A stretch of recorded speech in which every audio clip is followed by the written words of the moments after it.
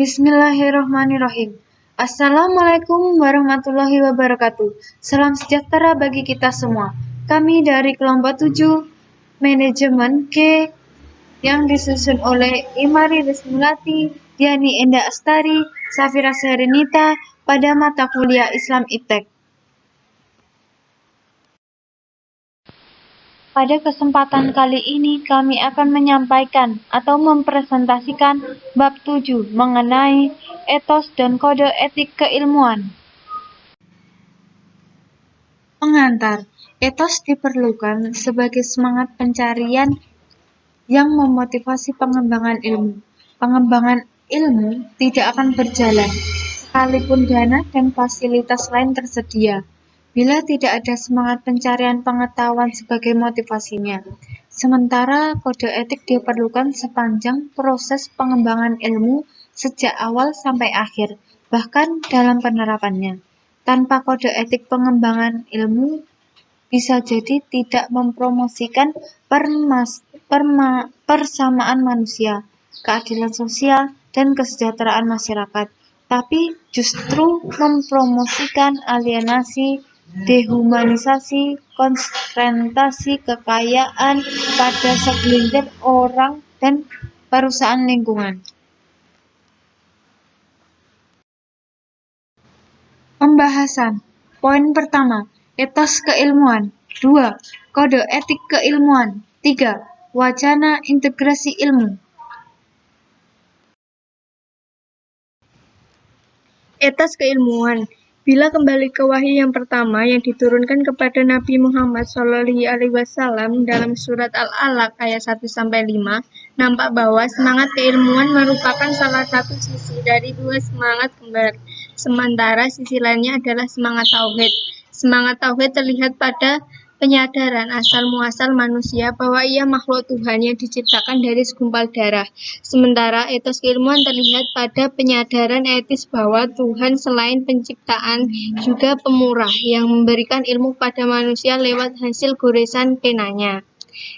Etos keilmuan telah menumbuhkan proses belajar, mengajar, dan penelitian yang pada gilirannya telah menimbulkan perkembangan ilmu, baik yang lama maupun yang baru dalam berbagai cabangnya. Kemudian berbagai ilmu itu telah menjadi pendorong perubahan dan perkembangan masyarakat. Dengan demikian, ilmu telah menjadi salah satu unsur kebudayaan bahwa mempunyai kedudukan yang sangat penting dalam masyarakat Muslim di masa lampau.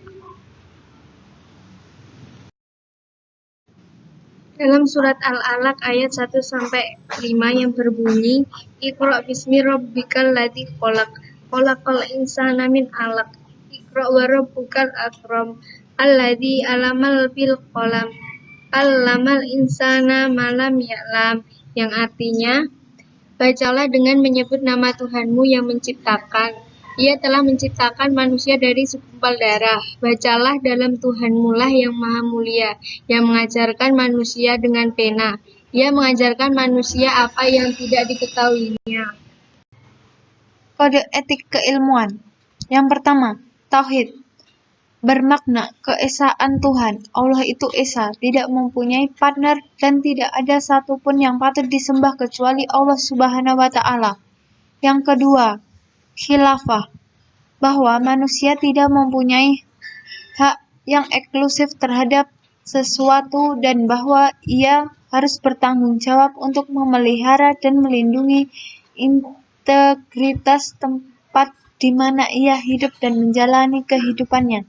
Yang ketiga, ibadah, suatu kehidupan yang secara terus-menerus mengabdi dan patuh kepada Allah, mencangkup semua kegiatan-kegiatan spiritual, sosial, ekonomi, politik, budaya, yang tujuan luhurnya mencari ridha Allah. Yang keempat, ilmu. Ilmu mempunyai dua kategori, yaitu pertama fardu ain dan yang kedua fardu kifayah. Kode etik keilmuan. Yang kelima, halal, mencangkup semua ilmu dan kegiatan yang bermanfaat bagi individu, masyarakat, dan lingkungan. Yang keenam, haram, mencangkup semua ilmu dan kegiatan yang merusak manusia dan lingkungannya, baik secara fisik, intelektual, atau spiritual. Yang ketujuh, keadilan ada di dalam semua bidang dan istihad dengan dimensi yang luas, memastikan bahwa ilmu itu dikembangkan untuk mewujudkan persamaan universal, kebebasan individual, martabat sosial, dan nilai-nilai yang meningkatkan kesejahteraan masyarakat dan peradaban Muslim. Yang kedelapan, istihad. Ilmu dikembangkan untuk kemaslahatan manusia dalam secara menyeluruh.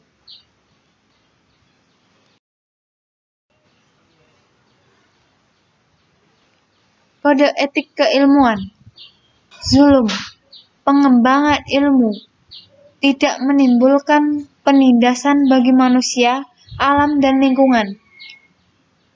Dan selanjutnya, hia. Ilmu dikembangkan agar tidak terjadi kesia-siaan bagi kehidupan. Wacana integrasi keilmuan. Bangunan integrasi keilmuan dalam hasanah Islam telah menjadi kajian mendalam oleh sejumlah intelektual Muslim. Sebagian masih merumuskan dalam bentuk gagasan dan teoritik, sebagian lain telah melangkah lebih jauh dan terlembagakan dalam institusi pendidikan tinggi. Sekurang-kurangnya ada 3 model paradigma atau konsep dasar keilmuan ketika orang membangun sains Islam, yaitu islamisasi ilmu pengetahuan, pengilmuan Islam, dan integrasi interkoneksi keilmuan. Berikut penjelasan masing-masing paradigma tersebut. Yang pertama, islamisasi ilmu pengetahuan. Paradigma ini dikemukakan oleh Sayyid Nauhib Al-Atas pada tahun 1995 menyimpulkan bahwa usaha islamisasi ilmu harus dimulai melalui kajian mendalam terhadap asas-asas metafisika dan epistemologi Islam yang telah dirumuskan dengan elegan oleh pemikir Islam klasik. Ismail Raji Al-Faruqi pada tahun 2003 menyatakan bahwa proses islamisasi harus dikenakan secara langsung terhadap bidang-bidang ilmu yang bersangkutan. Dalam bukunya Jihad Intelektual, merumuskan parameter-parameter sains Islam.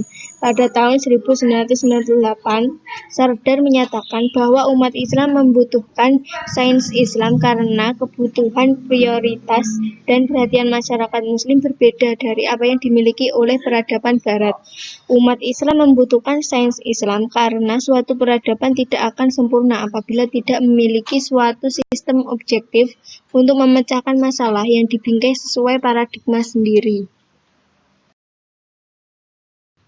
Yang kedua, pengilmuan Islam. Kuntowijoyo mengulas wacana sains Islam dalam bukunya Islam sebagai ilmu epistemologi, metodologi, dan etika.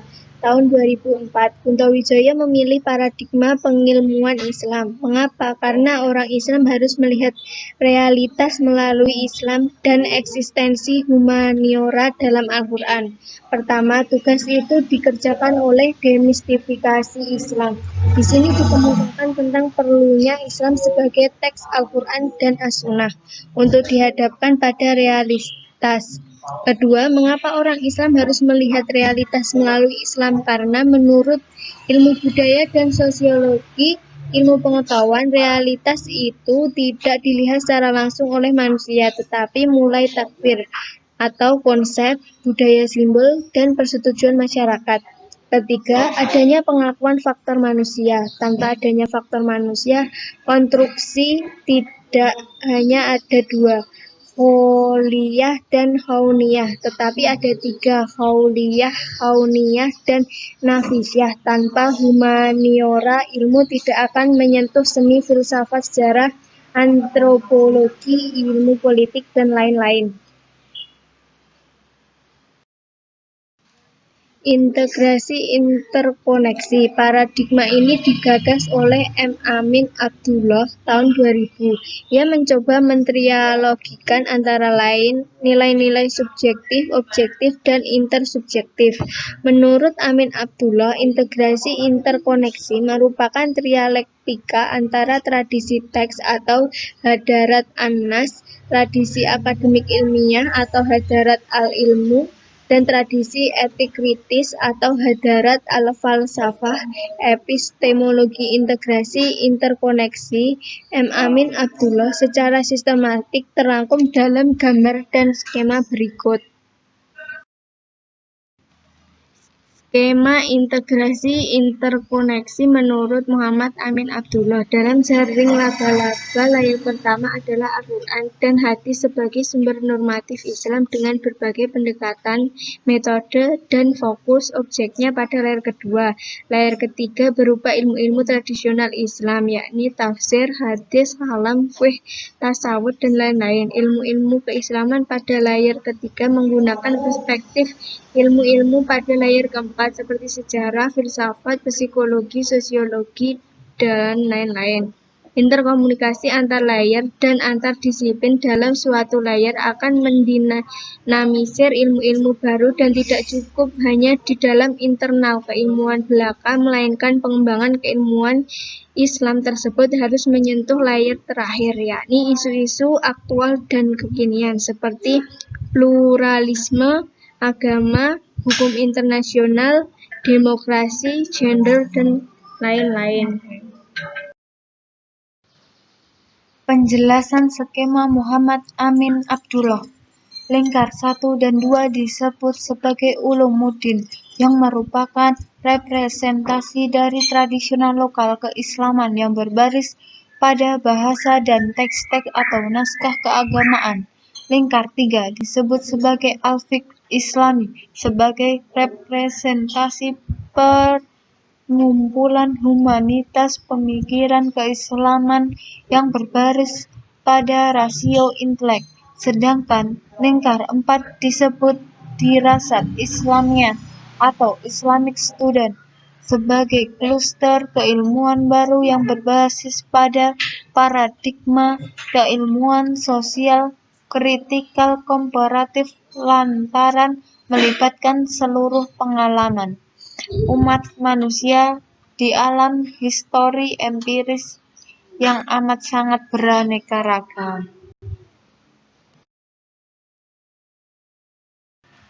Berikut telah disediakan tabel 3 paradigma keilmuan.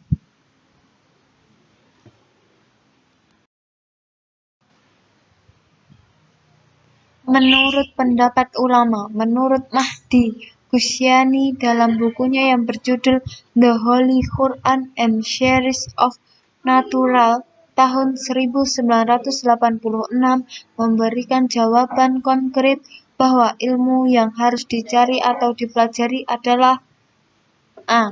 Ilmu yang dapat meningkatkan pengetahuan akannya Allah. B. Ilmu yang efektif dapat membantu pengembangan masyarakat Islam dan merealisasikan tujuan-tujuannya. C.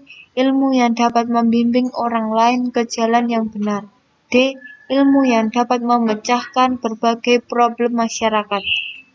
Di dalam agama Islam, batasan untuk mencari Islam hanyalah khusus ilmu-ilmu yang memiliki nilai kegunaan bagi kehidupan positif manusia.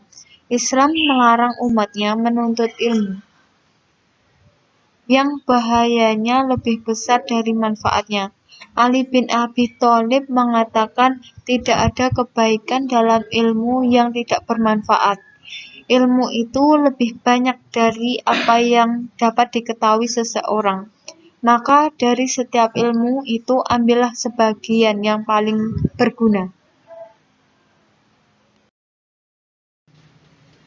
Percikan. Siapapun yang berjuang mencari ilmu karena Allah Ta'ala, maka ia hendak dilindungi tiap langkah perjalanannya hingga ia kembali. Ilmu yang sejati, semacam benda berharga yang lain, tidak dapat diperoleh dengan gampang. Dia wajib diusahakan, dipelajari, difikirkan, serta lebih dari itu, wajib senantiasa diiringi doa.